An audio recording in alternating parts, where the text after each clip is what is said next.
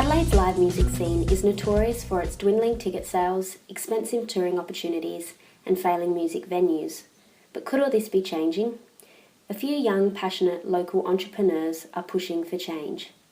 Ben and Dave from Pilot Records spoke to the South Australian Tourism Commission about their local independent label and how they are doing their bit to drive out the negativity around the Adelaide scene.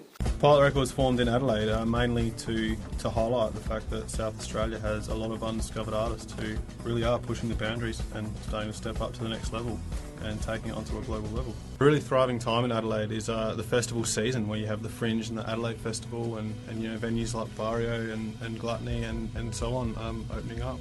It's a time when the whole city just comes alive and there's things on every night of the week, and there's the local community can really stand up and hold its own against all the internationals that come at the same time, and it's a great opportunity for people like us to get noticed on a greater scale. There's been a trend in Adelaide with the pop-up venues and utilising the unused spaces. We're just one of many different people who take advantage of unused buildings or unused alleyways in Adelaide and really bringing them to life and inserting the arts into those areas and to help make Adelaide a much more vibrant city.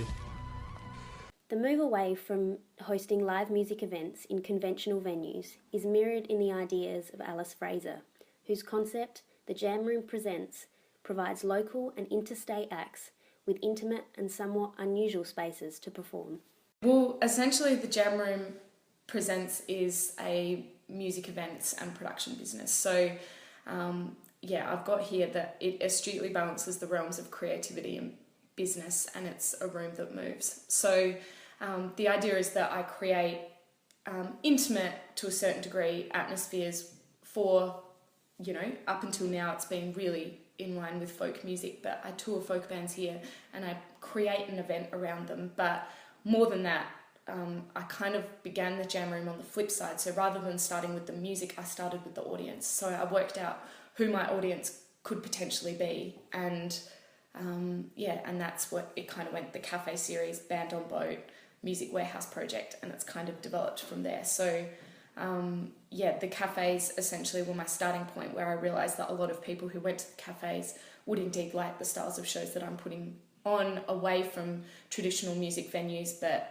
operating in the early evening economy, so 7 till 10 o'clock, and just really actually having listening crowds, so a lot of the shows are seated. And that niche has just kind of developed, and it's led to literally 2 years of sold out shows. There hasn't been one that hasn't. I put shows on where I go to the people, so either there's an element of mystery surrounding every show, so sometimes people have no idea where the show actually is, or they don't know the bands, and I think that's a statistic you might be interested in, is that over 90% of the bands that I've had have, the headline bands from interstate, have never played in Adelaide before.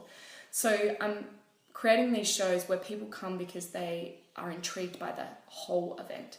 So not only do they think that they'll enjoy the music because they've kind of worked out the flavour of the artists that I do book and curate, but at the same time they're actually interested in the event. So whether that be the space, the food, the atmosphere, the people that go, and just generally actually trying something new, I think people who come to my shows are willing to do that.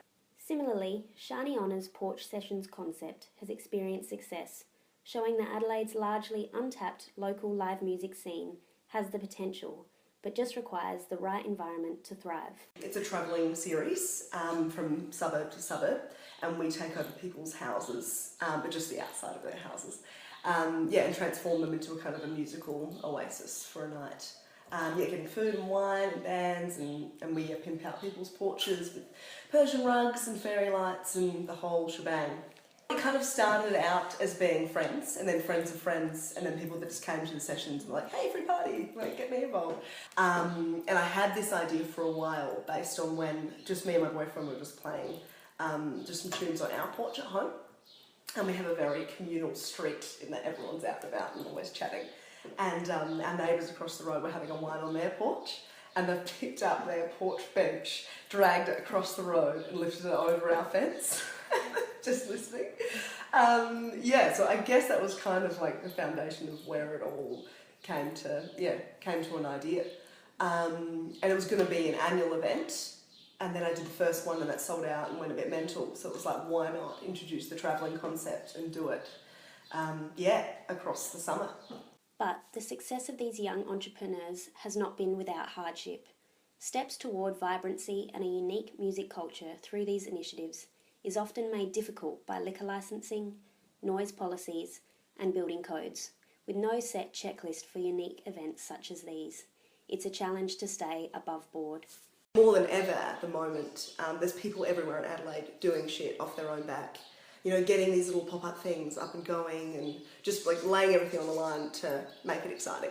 And I guess these guys are responsible for what kind of vibes in Adelaide at the moment, which I personally think is better than it's ever been. But it would just be disappointing if roadblocks such as licensing and things, minor details that don't seem necessary, that will prevent people like me, like Alice, like Sam, from doing these kinds of things, because it like darkens the spirits and hope of young entrepreneurs. Adelaide's thinker in residence, Martin Elborn, during his stay also highlighted this fact when he spoke to Henry Wagons for Live Music in Conversation. I do think, the whole licensing and building regulations thing and how they're implemented, that is obviously an issue because it's putting a lot of costs on small venues. The recent decline in media coverage on the issue of live music in Adelaide has not helped the plight, with Rip It Up moving online and the decreasing width of DB magazine. Many are calling for more independent music journalism to ignite interest in the scene. Adelaide's declining actual media outlets here mean that we do need to be more prepared, and bands coming here do need to, plan in the future, because you can't just get away with thinking that, our street press and things are going to cover things all of the time, because, we just don't have that much. All difficulties aside, these young creatives continue to push the scene forward with a strong focus on the exciting local talent that is emerging from our great state. Fast forward to now and you go, right, well, there's the St. Paul's Creative Centre, there's areas like the Mill, Hub Adelaide, 10th and Gibson, all of these creative co-working zones, even where, City Mag is kind of at as well. There's lots of areas where people are now working together and they're being supported to do so, and people are being inspired to create bigger and better things. And of course, you've just got to look at the reason why the music industry exists is that there's really good music makers here. Like, the artistry is soaring here in Adelaide and the artists are getting better and better, and we're kind of developing these hero icons which we need. And the hero icons are, the ones like Bad Dreams and TK and Luke Million and Sia, and all these artists which are actually doing phenomenal things. Earlier this week, it was reported by In Daily that the state government are looking to loosen liquor licensing laws in regards to live entertainment. This would help remove red tape, a positive step forward. Tiarne Cook, Unicast.